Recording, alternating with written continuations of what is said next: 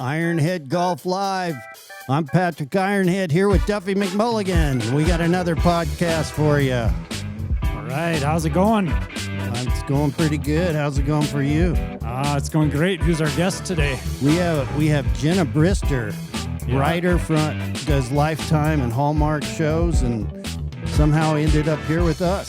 Wow! So we got some made-for-TV movies and some bad golf. Is she a golfer? I think somewhat. We're gonna have to have you evaluate her swing when she's coming up. Hopefully, she can bring some comedy to the show. She's a comedian, so let's bring her in. Here she is. Hey, Jenna, how's it going? Hey guys, great. It's so good to see you both. Nice to see you too.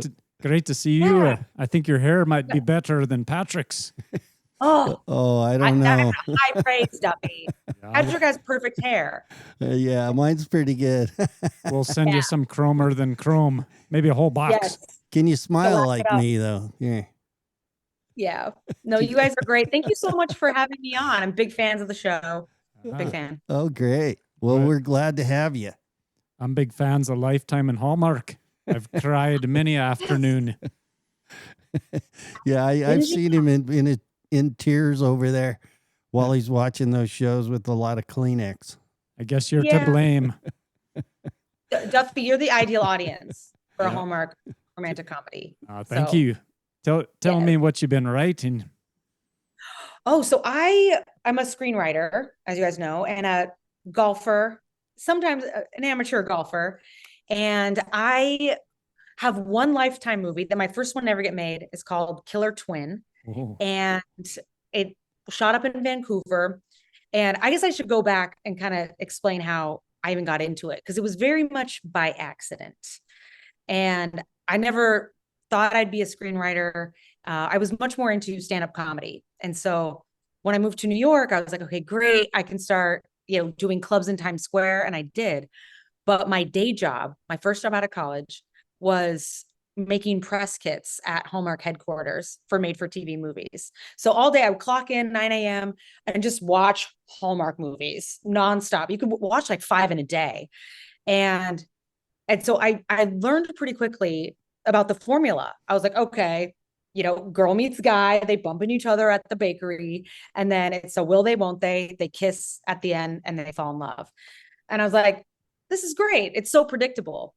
And meanwhile, I was, performing, doing stand-up, storytelling shows, running around New York City. And I realized like Hallmark movies and Lifetime too are just fantasy. Like there's nothing about this that is based in reality, And when I moved to Los Angeles, I was, I think, doing a ton of stand-up at the time, writing a lot, doing the groundlings. And I was like, I'm just going to give this a shot. And the thing, there's probably some golf metaphor for this. Like if you walk outside your house in LA, you're going to meet some executive, in the industry. And sure enough, that happened. And he was like, we need some pitches for Lifetime movies. Stolen Identity is really big. And I was like, I got this. And I pitched a movie and they bought it. But then the executive producer brought his wife to a stand-up show, because I had a show at the Hollywood Improv. Ooh. And he was like, oh, you're funny. Do you want to write on the Hallmark side? And I was like, yes, that is my dream job. And, started my career watching these on the clock, and now I get to write them. So it's a very full circle moment, but golf, I started playing when I was really little, probably like you guys also. You start young and get into it. I started when I was a baby. Yeah. I can see that. And so I loved mini golf. I loved playing on the course. And it's just something I always, every time I would go visit my family, I would go play with my dad and my brother. And so cut 2 years later, playing in a stand-up comedians golf league in Venice. And just anytime you can get out, because writing is so, first of all, isolating, and you have to kind of be inside on your computer. And golf is the perfect antidote to that. You get to get out, be on the grass, hang out with some of your favorite friends, and it's just you and yourself. It's you versus you. And I love that about golf. Also, I've gotten to play some beautiful courses and some really like, shoddy ones, as you've seen in my swamp golf video. And I think my sweet spot as a golfer is the janky par three, 9 holes, you can BYOB, you can shove seltzers in your bag, and it's just much more low key. I do like the decorum of golf. I think that's what's most fascinating to me is the social norms of golf, because that's one thing also as a screenwriter, you're building a world because you want the audience to be immersed in this the rules of whatever this culture is. Like what you wear, you mean? Oh yeah, with what you wear, exactly. What the costumes are some of my favorite thing about golf. I have all the plaid, all that. And like my green jacket. Yes, like your green jacket. Exactly. The ultimate. And it's just when you go out there, there's certain rules to play. And I just find it's just peaceful, so that's one of my favorite things. But I think I want to tell you guys about my favorite shot. I'm sure you guys both have this too. Like that one shot that you remember taking or having, or a certain. Yeah. But I had a shot that went forward once. Really? Yeah, it was amazing. Yeah. I love it. Duffy's just innuendo. Like I was playing this course called Westchester. This is in LA, and it's right next to LAX. So you can see the jetway and planes are landing and taking off right above you. And so that's the vibe. There's like gas in the air, and it's late at night. They got lights on the course, and we're the last group to be playing. And so the guys are driving around picking up balls, and I line up and I sink a 50-foot putt. And at that point, that was my greatest golf achievement, ever. And so I start crying, and I call my dad, because my dad's the one who taught me how to golf. And I was like, this warrants a phone call in the night. And so he picks up the phone. I'm crying, and I'm like, Dad, you won't believe this. And he's like, oh my God, are you okay? What's going on? And I was like, I just sunk a 50-foot putt. And I could hear the pride in his voice, because he was probably worried that I was, stranded on the side of the highway, because he's gotten those calls from me too. And he was like, that's so great. Congratulations. And it's that keeps you going. And the same sort of thing with stand-up. Anytime you get those laughs, that's what keeps you going back night after night. And I mean, golf's the same way. You could have a terrible round and then just one good shot that doesn't shank. And a terrible like, okay. round? Yeah. Does that happen? Oh, to me, yes. I love, yeah. Anytime, if I try to do an 18-hole course, around hole 12, I'm like, I'll be in the car. You guys have fun. Like, I'm going to drive the rest of this. But yeah. That's when I start pounding Arnold Palmer. Yes. I mean the drinks. Or how about one of those whiskeys that you drink? Oh yeah, the whiskey. Yeah. I got a little Arnold Palmer in my whiskey. Duffy, do you have your own cocktail named after you yet? Did you see his jigger? Yeah. My own cocktail. Not yet. We should get a sponsor though. Yes. Jenna, can you mix me up one? Absolutely. Mix me up a sponsor. Mix me up a drink. I could, yeah. I got a fully stocked bar here. I like it. That's why we had you on. Yes. That's great. So, and your dad, when you called him, he probably had all kinds of things going through his head because he's watched so many Lifetime and Hallmark movies that you've worked on. Absolutely. Absolutely. Anytime I get good news, I would call him. The first time I won the Moth with that story about being in the Asian car gang, again, woke the man up. I was like, you'll never believe this. I won the Moth. And he's like, I don't know what that is, but it sounds cool. And I was like, it's competitive storytelling. It's about as gangster as it gets. And yeah, but that's how, I guess I want to go back to how the stand-up and storytelling turned into a writing career. I was in New York performing most nights of the week. And I knew if I wanted to give it a shot, I needed to move to Los Angeles. And there were other reasons, weather and golf courses. They're everywhere in California. So I moved to LA and just started writing on my own. And the stand-up's great because those jokes work. So even to this day, I'll use old stand-up bits from way back in the day. I'll just like, oh, I know this is funny. I'll just put it in there. And I met an executive who was working for Lifetime. And he was like, hey, we need pitches. Do you have anything? And I lied. I said, yes, I'm ready to come in and pitch. And he's like, great, I'll see you Tuesday. And so I went in and pitched 4 Lifetime movies, which those are so fun too, because it's always a scorned woman and she's going to go take revenge. There's revenge stories. And they optioned one, and it was called The Deadly Double, because they wanted something in stolen identity. And then, so I was like, The Deadly Double is the best title. And then they changed it to Killer Twin. And I was like, that's fine too. And I went to visit set in Vancouver, and my sister and I are in the final scene because they needed jail inmate extras. And they're like, you two put on orange jumpsuits. So my sister and I are in the background of the jail scene in Killer Twin.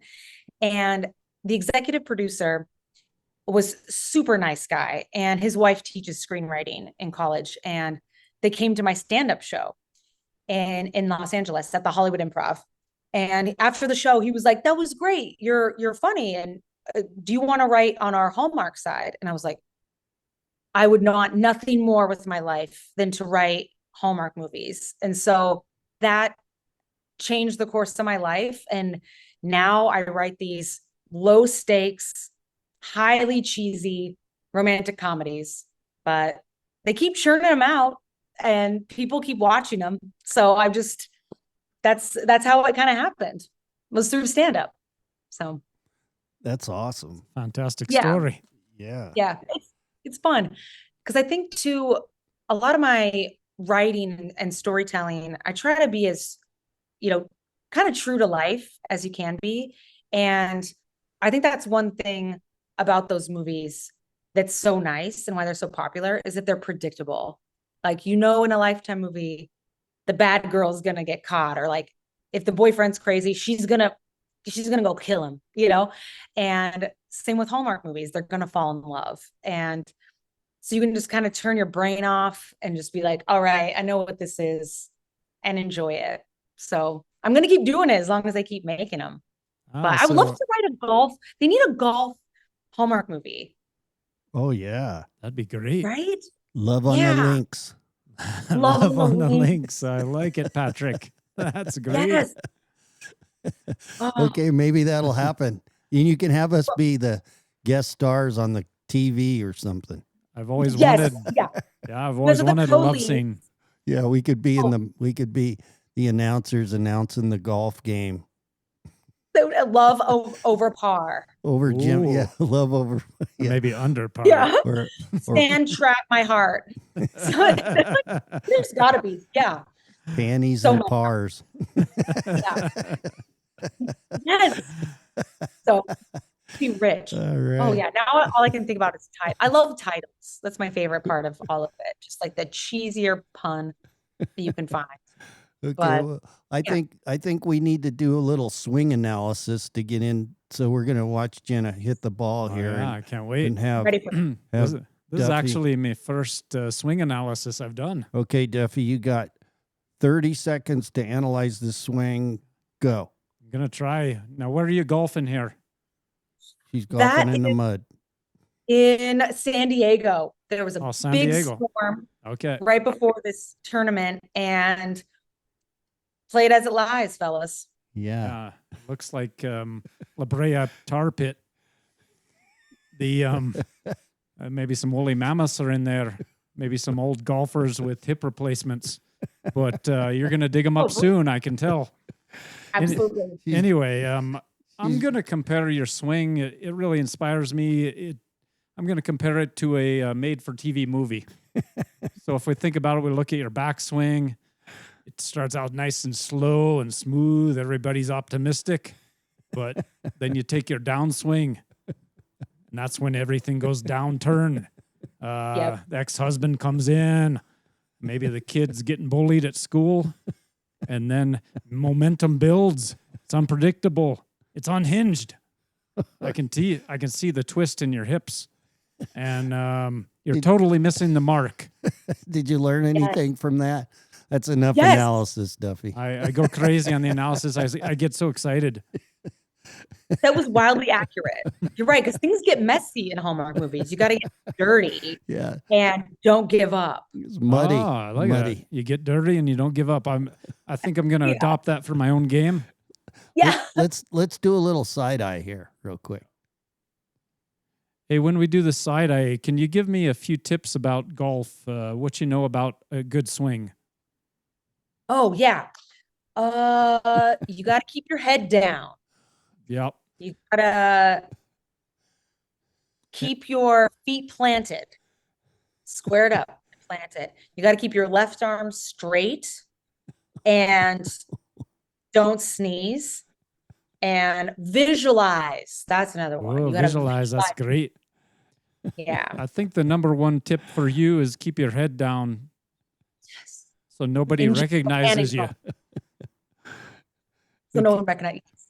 That is good. We know that you're good at this this seagull thing.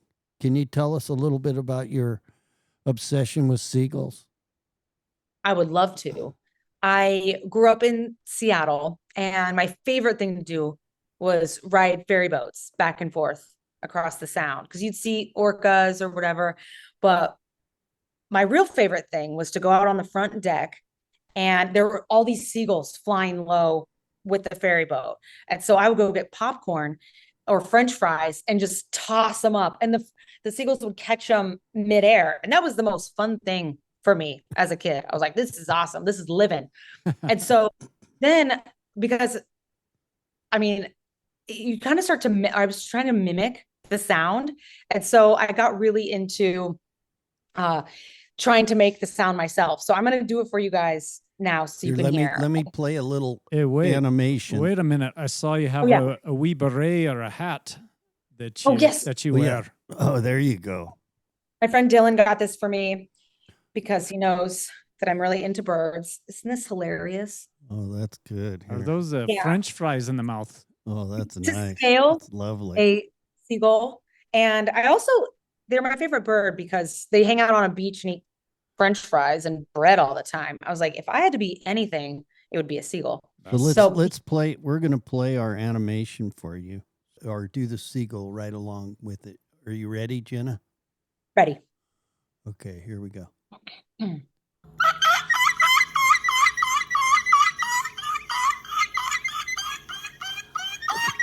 Okay, keep it going. I won't make you do it too long. One more pass. Okay. Hey, Jenna. That was awesome. Yes. Okay, I'm gonna send this to you. Let me know what you think. I could do them all day. I can do. That is a really relaxing noise. Takes me back to the beach in Jersey. Yes. Yeah, in Jersey. That's a good place for Duffy. You know, he's from the Isle of Jersey. Mm-hmm. See, look at him. He's giving side eye. Yeah. Cheers to Jersey. Cheers to Jersey. But not the old part, the new part. All right. Yeah. So, well, that was good. We like that. So I know that you also have a little bit of a video. And yes. I'm going to play a little of that. And maybe you can. Where did you find this, Patrick? I found this on the intraweb. Intraweb, all right, the Jenna web. The Jenna web. So here, I'm going to play a little bit of this. So why don't you, as it's playing, you give us a little bit of a description of what's going on here. I mean, what we see here is you're singing. Ooh. And there's I don't know, there's a guy running down the beach. What's going on here? Looks like Baywatch. Yeah. So I had this seagull costume. My mom actually sewed that for me in the mid 90s for a play I was in. And I haven't grown since the 5th grade. So it still fits. And when I moved to LA to do the groundlings, I brought all my costumes with me, the whole trunk. And I was driving around on the 10. It was windows down, summer day. And Call Me Maybe was playing. And I'd seen the music video where it's her lusting after her neighbor as he's washing his car. And I was like, this would be so much more interesting if it was a seagull lusting after a lifeguard. Like that just made complete sense in my head. Because I was on the beach every day down there. And so I made a couple phone calls and I was like, hey guys, I have an idea for a music video. And I'm not musical like Patrick and Duffy, like are real musicians. And so I was like, we have one shot at this. It's a nice day in Santa Monica. Let's go for it. And I think you probably you see the scene where the seagull poops on the car. That's my yellow car that we parked it right outside the Baywatch lifeguard tower. And oh my God, so funny. And I was really dialed into character, as you could tell. And that's my dear friend Rob, who's a comedian from Skokie. And so I jumped up on the Jeep to get the shot. And that's right when the lifeguards were like, hey, you guys, you can't park there. Oh, you can't film, because you have to have permits for everything in Los Angeles if you want to film outside. And I was like, let's go, roll camera. And so I'm like in a seagull costume on the hood of my Jeep, pretending to seagull poop with toothpaste, and then wrote "call me" in it, and then we drove away. And oh yeah, that's it. Yeah. I one shot at that. And then we were getting kicked out of the lifeguard tower. So it was just so silly, but that's what I love. Oh yeah. And this is when in her music video, the guy's washing a car and she's like lusting after him. Yeah. It looks like you need some more fiber in your diet. Oh, this was fun. So we went on the actual Ferris wheel at the Santa Monica Pier. And of course, everyone was like, there's enough weirdo stuff going on there. No one really looks twice. And yeah, it was such a fun day. And then there were some musicians playing there and they let me join in with them. And then the last scene of the day was when I jumped in the water. Oh God, that was so funny. So this part here. Yeah.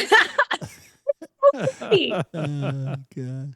Oh yeah. Creepy. Oh. Yeah. Oh my God. So I like the ending part where This is the kind call of stuff me you do maybe. when you're oh yeah. These guys were just playing outside and we're like, hey, we're shooting a music It video. looks like a guy I know. It might be. It might be. He was so nice to me. I was like, do you mind if I sing with you? And he was like, get up here. So Looked like Steve-O Mouton. I heard there was a guy that you met later and he recognized you. he did. Yes. Oh, handcuffs. So That's good. it ends in a dark place where this is on a popular beach path in Santa Monica. And there's tourists stopping and watching this. Oh yeah, it just gets so off the rails. Wow. Salacious seagull. Okay. Thank you for playing that, because You bet. it was Bird on man action. yes, yeah, interspecies love. And so it was on the front page of Funny or Die, which as a comedian coming out, I was like, this is great. I'm getting, a lot of views. People like it. And I go out to, I was doing stand-up at a bar in Santa Monica, and I walk in and this guy goes, oh my gosh, you're the bird girl. And at that point I was like, that's the first time I've been recognized for anything in public. Oh. And his girlfriend comes over and she's like, he watches your seagull video all the time. He shows people when they come to our house. And I was like, oh my God, I have fans. I'm a fan. Yeah. So it was so silly and so fun. Bird But girl. I love that costume. And it still fits. I figured out how to wash it. So now it doesn't, That's awesome. Being the screenwriter you are, we'd like you to give us some advice on our show, Life in the Fairway. We shared with you our season 2. I don't know if you saw season 1, but do you have any feedback for us on on our script or what we could possibly do to make it better? Oh, yeah. That's a great question because as I was watching it, the characters are so funny. And my one idea was to have flashbacks, individual of each one of their, formative experiences as a childhood. Because that's the thing with Lifetime. There's always a villain origin story. There's a reason this person wants to get revenge or is evil. And with Hallmark, there's a reason why they're unlucky in love, or haven't found true love yet. So I would love to see Patrick, Duffy, Sandy flashback to the teen years. Why do they do the things they do? And I think in flashbacks, I would love to see a baby Duffy navigating the world, or baby Patrick. Duffy. Baby Duffy. Yeah, baby Patrick in a grocery cart caddy with his mom, and like what would he be pulling off the shelf? So that's the only thing I would love to see is flashbacks. Baby Duffy. That just sounds really. He probably looks exactly the same, like a little baby walrus. Yeah, and you can keep the diaper on. They're timeless. So yeah, but that's the only. Otherwise, I mean, it's hilarious and it combines comedy and golf. There's the Venn diagram. The center is large. I think. Can you imagine? That's really Baby great Duffy. feedback. But Baby Duffy, would you drink some more whiskey and do a dance? Oh, I think I'll have a flashback right now. Watch this. What's going on with your eyes there? I'm having Duffy? a flashback to my Baby Duffy days. We're going to have to... Hold on. Whoa. I need a whiskey. Now do a dance, like a little jigger dance. I can do a little dance right now. Yeah. Duffy. Cheers to you, Jenna. That was a great feedback. That was good feedback. So we have one other thing. We have this thing we want to do, a charity golf event called Hackers and Hecklers, where at the 18th hole or the 9th hole, we'll have comedians with loudspeakers dissing the golfers as they come in and making fun of their bad shots and putting pressure on them, and have hopefully people around all laughing at them and stuff. What do you think of that as a charity event? We could do some stand-up comedy at the end of the show at the award ceremony, and we were thinking about Duffy and I could do a confessions booth where they come in and give us their scorecard, and we look at their scorecard and we can make fun of them live on the internet too. What do you think? I love that. Absolutely. A roast. And it gives the comics a chance to heckle back, and you can even hide them at a sand trap or like a blind corner. That's a good idea. Yeah. I think that's great though, because that's a thing in golf. You're so in your head anyways. And then if you have you're getting roasted by a couple of comics, I think that's brilliant. I'm in. Okay. I love it. Yeah, well, we'd love to have you as one of the comedians. Yeah, no doubt. Yeah, so... You're the first funny person we've had on this show ever. Oh, I'm honored. Yeah. No, I think that's a great idea. Duffy's not that funny. No. Duffy. Got your joke book, though. So... I'm learning. I'm a slow learner. Together. Yeah. So we want to do a quick fire question and answer. Okay. So I'll ask you a question, and then Duffy will ask you a question. So, let's see. So I'll start. Here we go. Better ending, happy or tragic? Oh, happy. Golf or writing? What's harder? It's harder. Oh, golf is harder because there's no delete button. You got to take what your score is. There's the great scorecard in the sky. Okay, with that, one word to describe your golf game. Ballsy. All right. That's really good. What was that? Ballsy. Ballsy. Yeah. Sticking on theme, I see.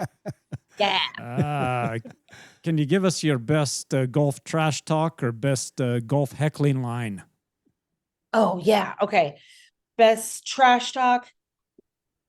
hey, look, loser, you're get out of my club. I don't know. That's great. I I need to love. be a I like that singer. loser line. I'm not. What Yeah, about maybe your shaft is a little too stiff? yeah. Your shaft needs some work. Oh, Yeah, Yeah, you're using You a look short shaft. yeah. You look like you bogey in your real life. Oh, that's a good I one. like I that. like that. You look like you bogey in your real life. Okay, Yeah. I'm gonna use that one. The only Okay. way you're We'll use subpar. that on Sandy. Yeah, you Yeah. should give us a bunch of those because we're building an app and we're gonna want to add some of these. So think about that. Give us some more heckling lines. I like send some that one. golf Looks insults. like you bogey in your real life. Bogey in your real I life. feel like it hits a little too close to home for me. Yeah. Yeah. Okay, so one more question. Should Yeah. Duffy be allowed on a real golf course? Oh, only with a police escort for For everyone's safety, including his. Because you don't know, Duffy's a wild card. Did you see him blow his top there? Yeah. I'm looking for the cops. You know I love you, Duffy. Ah, All right. I love you too. I love you. Jenna guys are the best. Brister, writer, comedian, and now officially part of the Ironhead Golf. Yeah. Catch full episodes and watch for more chaos and join us, Jenna. We'd love to have you back and, maybe evaluate our script when it comes a little closer to the end here. Yeah. I would love to. Yeah. Yeah. Virtual writers room. Let's do it up. Yeah. I'll think of more. All insults. right. I'll send some more. So let's do a little dancing and give a little wave here. Yeah. All right. Do your Here's some best. music. Do your best seagull dance. All right. Ooh. Learning some new moves. It's great having you, Jenna. Ironhead Golf Live. Thank you, Jenna. Stay out of the mud pit. The wonderful podcast. We loved it. All right. Thanks for coming. And we'll see y'all next time on Ironhead Golf Live.